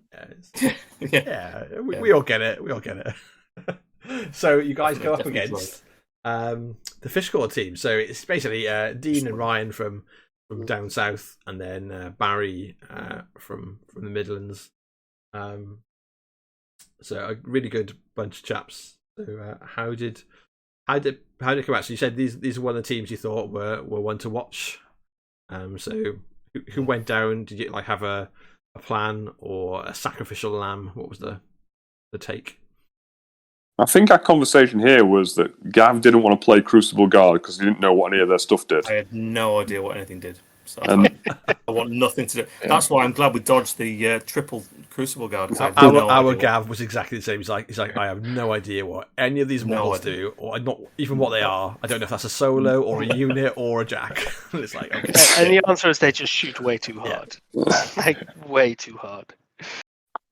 So yeah, I wanted to dodge that definitely because I had no idea against any of that. Yeah, Ryan was on Crucible Guard, right? So Ryan's Dean's on Legion and Barry's Trolls, I'm guessing. Yep, that's right. Yeah. So let's start with Brett, if that's right. So Brett, you're up against the Crucible Guard. So I got Gav's dodge. And I think we were maybe on the table, Dan, that you mentioned earlier. There was these 2 huge oil towers, Yeah, or just like the closest to Simon's desk, basically. But the opposite. Yeah.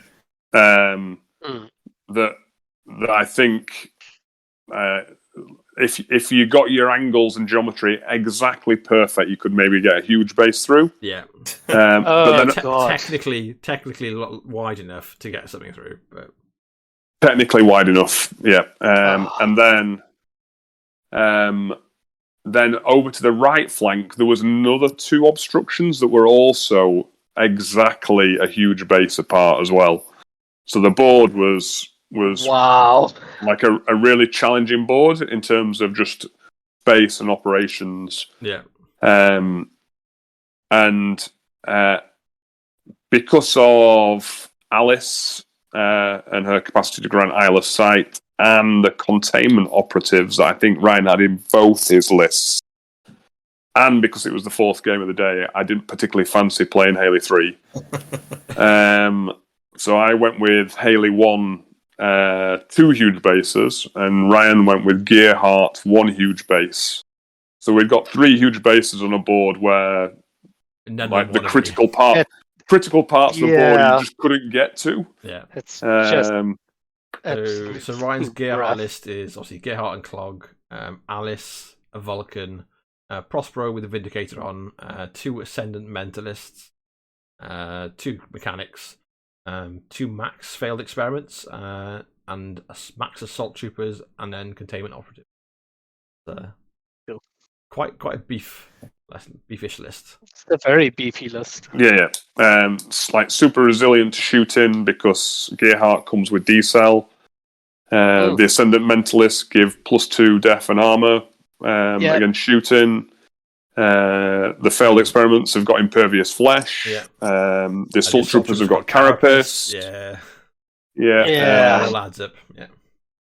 Yeah. So it's certainly a shooting immune list. And then I obviously knew it was going to hit hard, and then perhaps my perspective was skewed a little bit because I think his first Vindicator shot that he put into me. So he'd rusted one of my storm walls with the Vulcan. So the Vindicator was shooting at equivalent POW 17, but gets a Weapon Master shot against constructs. Wow. And so he rolled his 4 dice, and there was 3 6s and something else in the roll. So I was just like, oof. So that stung a little bit. Yeah, just a little bit. That's a third of your Colossal gone. I was like, Arcane Vortex isn't helping me here, is it? If you're just gonna shoot me without actually debuffing me with any spells. Yeah. But because of the scenario and the terrain, we'd got a really weird setup. So I won the roll and chose to go second, and basically gave him all the terrain, a little bit like Jim said he did in one of his earlier games. Yeah. So he basically had to flank with his 2 Warjacks. So the Colossal had gone wide to one side, and the Vindicator wide to on the other side. Whereas my 2 Storm Walls were central. And we were playing split decision. So by going second, I stood on my flag, and I fired a Storm Pod at his flag to contest. But I featured bottom of 2 with the sole purpose of trying to shoot his Vindicator off the board. Yeah. So just so it didn't repeat. So it didn't get to do that again. And so I think it maybe took. What did I get? I got 5 boosted Stormwall cannons into it. And then there was a couple of assaulting Stormblades gunners that got the Vindicator, and so then the game became a game of getting shot by the Vulcan, me repairing storm walls. So I've got 2 units of mechanics and Strangeways. Yeah. So that was a pretty even game in terms of the boosted shots from the Vulcan versus the mechanics. And so he was leveraging advantage through charges off the failed experiments or the assault troopers. So it hit a point where I had to stop repairing storm walls and just jam charge lanes with the mechanics, or one of my units of mechanics. And that's where I was doing the power sweeps. So I think 3 turns in a row, I basically power sweeped with a storm wall because it could hit 4 or 5. And you Mat 8 after temporal deceleration. And I'm Mat 8, yeah. Brave World sweeps on storm walls. What's going on? Yeah. And so I had lost a storm wall maybe my turn 3, I think. But like I said, the game then became the Vulcan shooting, me repairing, and slowly killing his infantry. Yeah. But all the while pressuring the scenario hard. So never once did Ryan manage to contest my flag on my side. All right. And it got to the point where I scored on his flag. And so I think through pressuring the scenario, it was a scenario win in the end. But probably a balanced or somewhat favourable to Ryan attrition game. I think he was gradually working through me. My last storm wall had got maybe 30 odd boxes on it, but I hadn't done anything to his Vulcan. Right. Oh, sorry.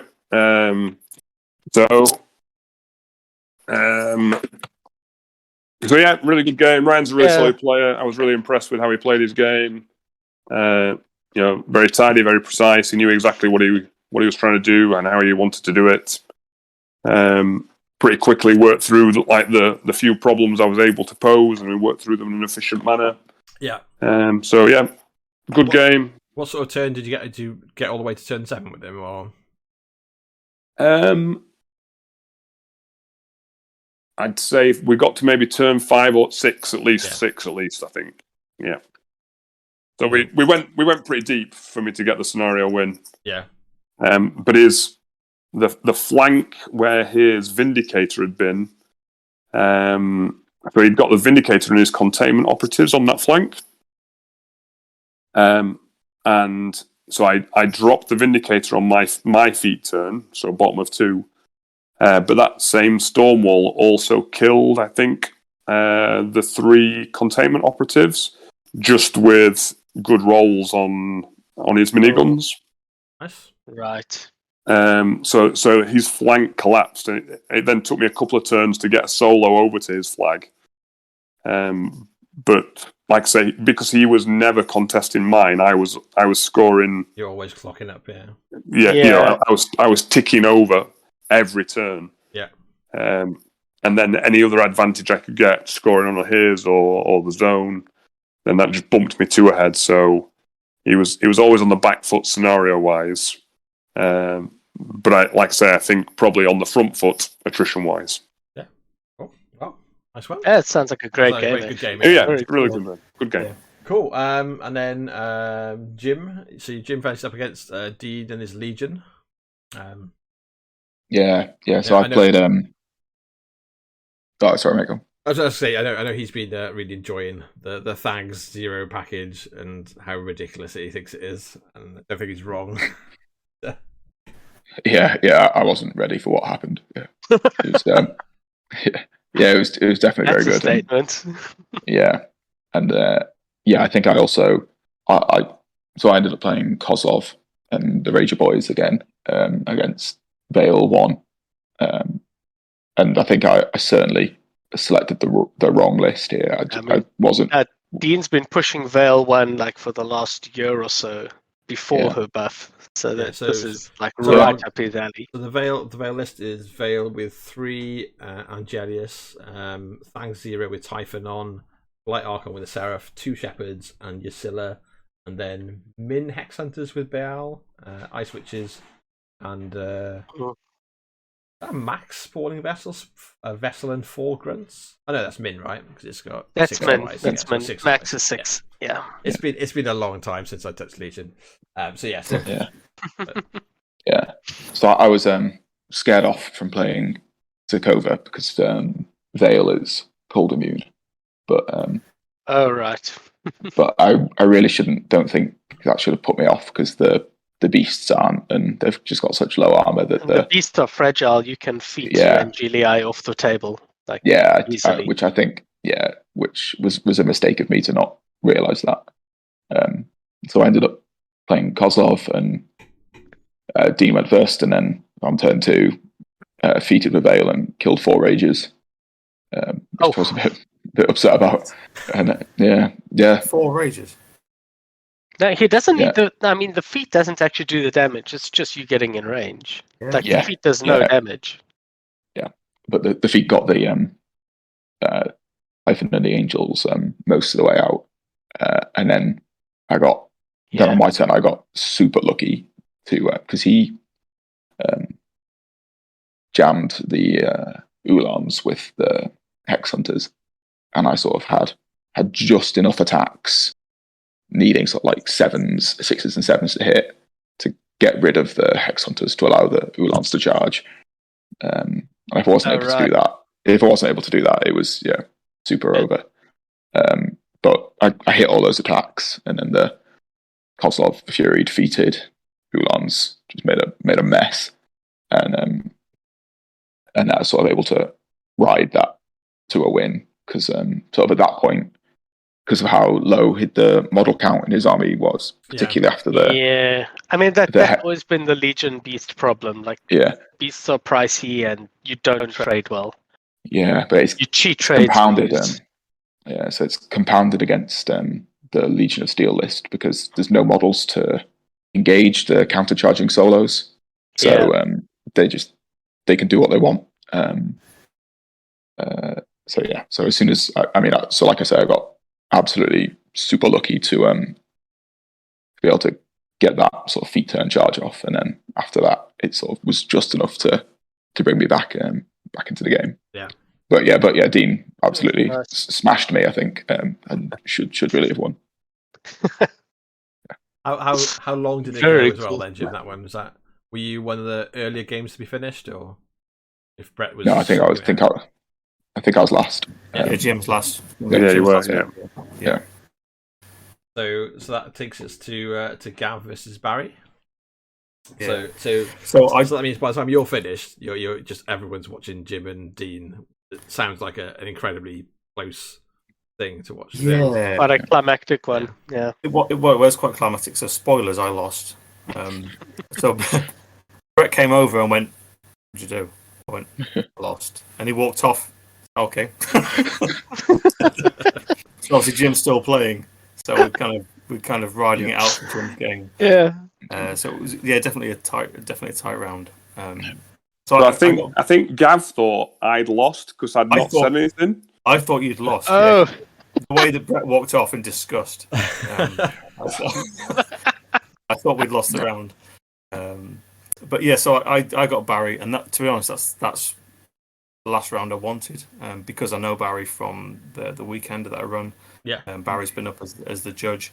I've never played him before, so it was really nice to actually get a chance to play him. He's a super guy, so if you've never met him, like Barry's the sort of the main sort of last kind of official judge for the UK. Yeah, I think he's now basically the head judge for the UK.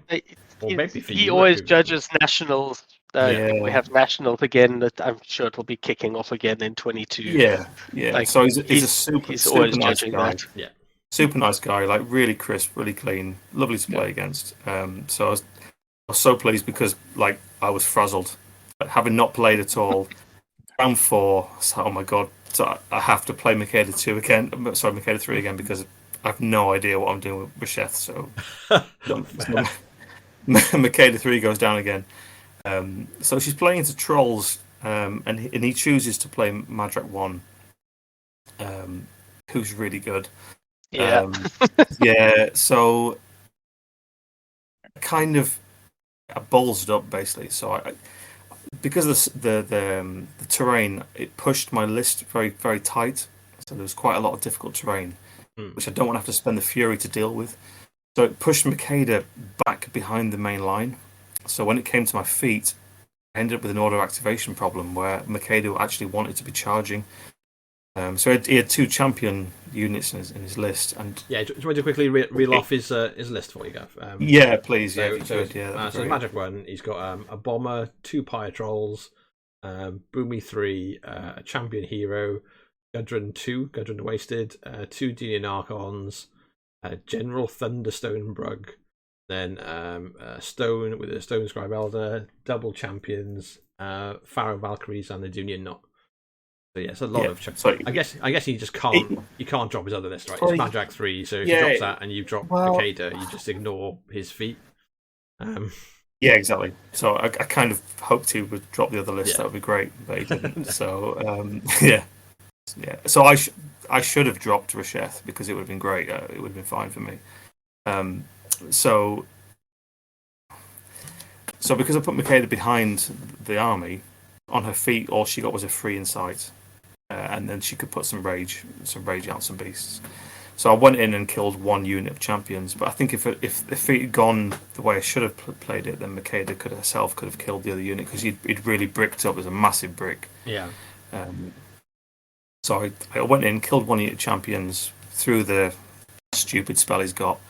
Plus they can't be charged, so I've got advance into them. Plus the stone, plus the Dunian Archons.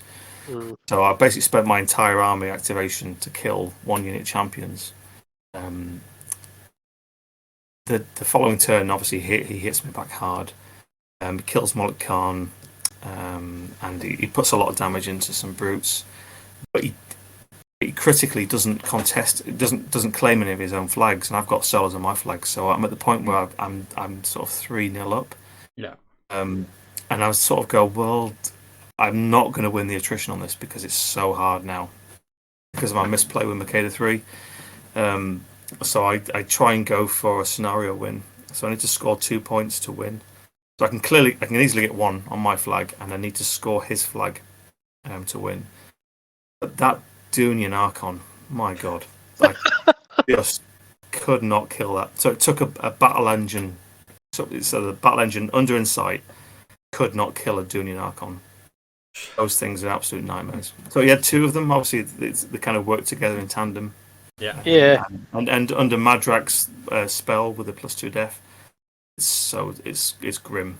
But I mean, he should still go down to a bloody siege out of Mandrax. Are you just shooting into it rather than meleeing it? I'm guessing. No, it was melee as well. In melee, okay, you can't knock it down. Yeah. Can't knock it down. It's just harsh, so I can't hit it. So def 15, I think, with Madrak's spell. So I'm only The base 13. That sounds 13, right. Yeah. So I just couldn't kill it. So I needed to kill that model in order to score the flag. So I basically decided to switch from attrition to scenario, to try and get those 2 points to win, and it just didn't play off. Didn't play. Okay. Play off. I mean, it sounds like you had a decent chance, and the dice just weren't with you. It was a great game, and there's so many things that surprised me, like some of the new minion solos, like the new the right anything that's got right quest you've got to pay a lot of attention to now. It does what? So it makes 2 thresholds. That is the best description I've ever heard of the entire ride quest line. Yeah, it does what? Yeah, you just keep on reading down the list, and then the next rule, and then the next, it's like, dude, where's my car? The Chinese take exactly. So it was a great game. So I got decimated through attrition. If I'd have maybe played Makeda slightly differently, it may have gone maybe different. Yeah. So I lost that game in the end on clock. Yeah. Because I pushed for scenario and then just got ground out. Yeah, then the Barry's pull back on scenario by the looks of it. Massively. So there's a unit of champions and some massively powerful solos just going for it. But that's the game where he went for a power attack. So he slammed with a Pyre Troll into an Agonizer that was contesting. I was like, just kill it. He went, no, style points. Fair enough. He slammed out of the zone to score the zone, yeah. Fair enough. He gets the style points. That's absolutely cool. Style points. Yeah. When people know. He's that kind of guy. He's style kind of guy, Barry. Yeah. No, I got a lot of time for Barry. I think he's the top guy. Yeah. So, but despite you getting taken down by trolls, you win as a team, and you take the event. So that's like second second Sherwood event. I can't remember. It was the second Sherwood event since lockdown that York has just been swept on. So you're holding your own, I'd say, for sure. Those two guys, not me. I literally, honestly, I could have not turned up and been a bye the entire round. Play with two players. How many games did you win, Gav? Did you guys both go? I won two. I won two, lost. You two. did better than me, Ray. I had shit. Yeah, but no, congratulations though. Yeah, it was a really cool event. I know Sai beat himself up a bit about it being. Yeah, he did. So so I want to say kudos to Sai because a team event is really, really, really hard to run. Yeah, and he did it mostly by himself. So he's like a super guy. Yeah. I've never been to one of his events before, but he really ran it really well. He did I've seen a lot of bitching about it on Facebook, only by one person posting, and that's Simon. Yeah, I think the only negative thing I've seen is actually from Simon. Yeah. I think he just tried. But it's been a lot. He deleted all my negative posts. He has, yeah. So everyone I spoke to really enjoyed it. So I mean, it ran over. It did, but I think to be fair to him, it always was going to. Yeah. Having run single day events myself, 1 day events are really hard. Yeah, you can't make any time back. There's no leeway at all. Yeah. So whatever goes wrong is going to affect the end of the day. And because everyone's not played for 2 years, you're going to have a hard time. Games. But I think everybody understands that. I completely think everyone understands it. So for me, it wasn't a problem. I know those that arrived at 2:00 in the morning, maybe a little bit more. But I had a fantastic. That's the price for being down south, though. Anyway, isn't it? They have to pay more for everything and lose hours of their life to travel. They should be used to the commute, right? That's just their lifestyle. Yeah, definitely. But no, I thought it was fantastic event. Yeah, I absolutely scrubbed out myself, but I really enjoyed the event itself and seeing a load of new people and a load of people coming back into the game, which is cool. And yes, I did a fantastic job. Definitely. And I can't remember the guy that was reffing, who was judging in the second hall. I know he was at the Warsaw event I was at a couple of weeks ago.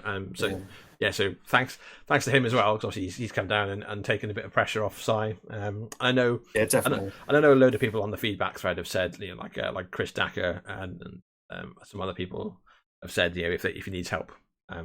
He wants to run it next time, just shout out. There are people willing to step aside and help out, so that's cool. So hopefully, there definitely are people in the community that will help out. Definitely. Yeah, I know. So I think he sent me a message. I'm one of them, so I'm happy to help out. He sent me a message the next day saying, if I ever start talking about a team event again with you, just tell me to shut the fuck up. I'm like, no. So honestly, team event has always been the best format. I don't know about anybody else, but I've always ETC that used to happen. It's great. Yeah, just the best. Yeah, the best. Yeah. You could help out next time. To him isn't stay away from team events. It's just to make them 2 days. Take the pressure off yourself. Exactly that. So you need to put the 3 rounds on the 1 day, or 4 if you're going to go that big. Yeah. You need only two or maybe 3 on the last day. Yeah. It gives you that extra time to play with. And then people aren't disappointed. Yeah. 3-2 seems like a really good way to break it up, and then it gives people travel time to get home. But, absolutely. Were you just trying to ditch Gav then, Jim? Was that if he helps organise, you can get Jamie back on the team or something? And... Jamie's a scrub now. Jamie Cook Rogers. I mean, he's just nobody. He's nobody. Yeah. Or we just get a pack of potatoes or something to play Michaela. Just anyone off the streets of York. I made Jamie Cook Rogers come into this game, so he's like my bitch. Thank you, Jamie. Jamie's running. I bet Jamie Cook Rogers wasn't expecting anywhere near as many shout-outs as he's had, and he certainly wasn't expecting the degree of trolling that he's had either. He's just like the Facebook thread like 6 minutes ago. So I think but he's deserved it, and he should know it's coming. And he's running an event tomorrow. So the Warsaw event is, I think, Jamie and Barry, I think, are running it. I think so. What a dream team. I think it's full. I think it's sold out. I think they tried to see if people wanted to do a Warmachine event on the side. I I guess it's hard to get a Brawl Machine going if there's also a steamroller where people are like, yeah, I want to play my full army. But it's good to see it's tried.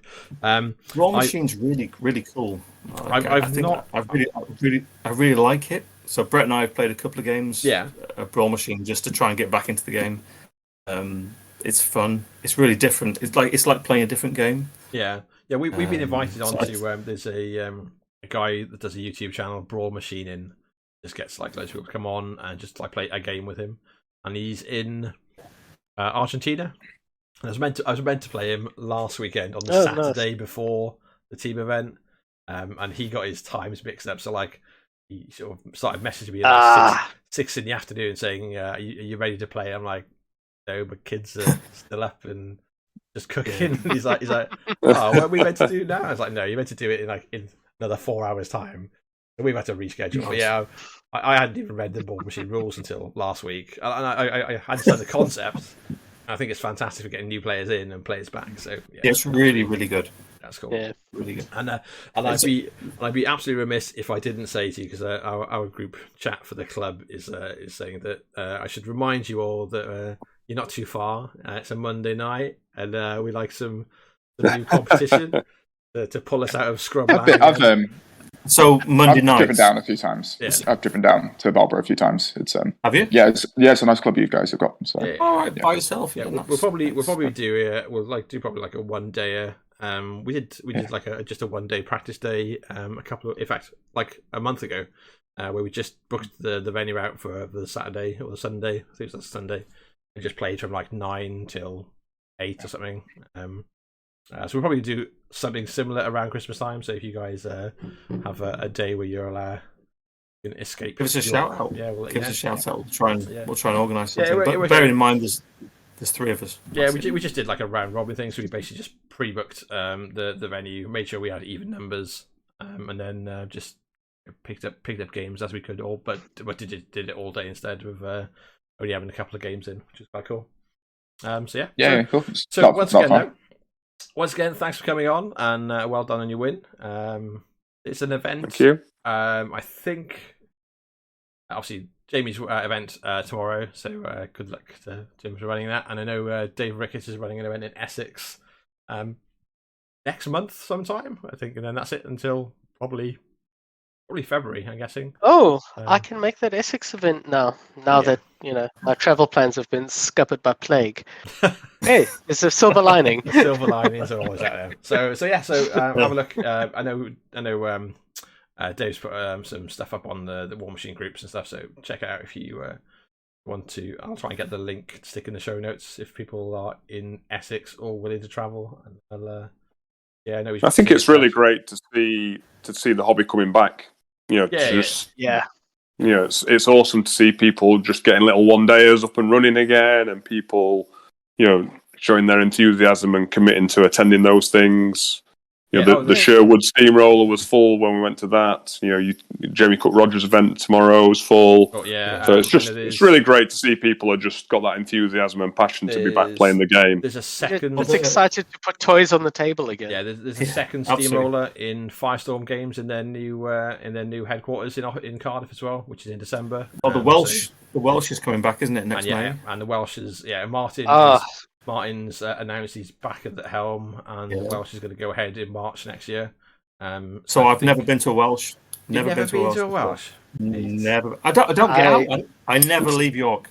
I never go to a Welsh. I might do. It's like see you there. Really, it's amazing. Martin puts on a hell of a show, and then like the giveaways and the raffles and stuff, and the prizes are just ridiculous. Yeah, I remember. I can't remember what year it was. One year, I was ahead of VPs. I wasn't in it to win, but I was, I think, looking at Bloodiest General. I think I was like, Brett was just behind me by about like 20 points. And I think I played you, Jim, in the last round. You had Karchev with like a load of heavies. I had Lilith. So I tried to kill you. Left you on like a couple of boxes because I fucked up the order of activation. I went for my spears, tried to shoot you before the Blightbringer, and literally that would have done enough. So I went from having the most VPs, so I didn't win that. Brett overtook me, but it did bump me down to like whatever place, which got me a free ticket for the next year. So it was like, that worked out okay. So did all right. I don't think I won like I won like a celestial fulcrum, some like 3D trenches, that's significant, and like a couple of like blister packs of various things just in the raffle as well. It's a very healthy amount of giveaways. So yeah, and nice. helps me because obviously I just go down and have babysitters because stay with family. So make a family holiday. But yeah, definitely check out. That's gonna be awesome if there's all these big events coming back as well next year. I know the Belgian Masters is looking like they're gonna do really well. They've just opened up, I think, some more spots. If you really? You fancy? Yeah, they've been to the venue. I think Wout put something up today or yesterday saying they've been to the venue and realised it's bigger than they thought, so they can fit more tables in. So sweet. Okay, so, and that's I'm looking forward to that. So yeah, absolutely. You're right, Brett. It's brilliant to see the game really seeming to be in a solid place again, and it's not like at its height like it was 5 years ago, but it certainly seems to be on the up again, which is nice to see. So thanks very much, guys, for joining us. Thanks for spending some of your Friday night drinking with us. And cheers, Dan. Having a chat about it. And cheers, Evan. Hopefully, Thanks, we'll folks. see you down the club in the next month or so for some games. Show us how to play a bit better. If it's down, you can get an easy win. I don't know. Hopefully I'm redeeming myself tomorrow, but we'll see how it goes. But thanks, guys, cracking, and I'll leave you with that. So good night. Cheers, Okay. Good night, folks. Thank Cheers. you.